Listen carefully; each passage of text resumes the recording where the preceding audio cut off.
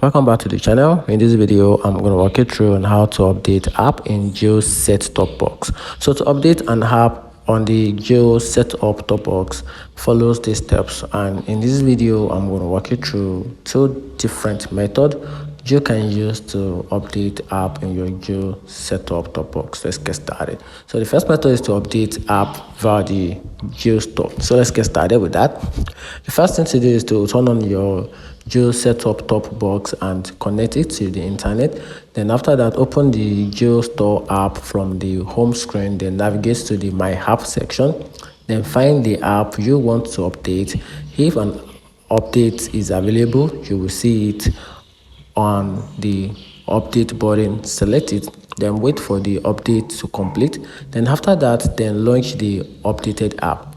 Then the other method, which is the second method, is to update using the app or the Play Store for Android. So let's get started with that. So if you are using Android, open the Play Store on the Geo setup box.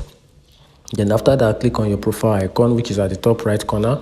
Then select manage apps and device, then click on update available.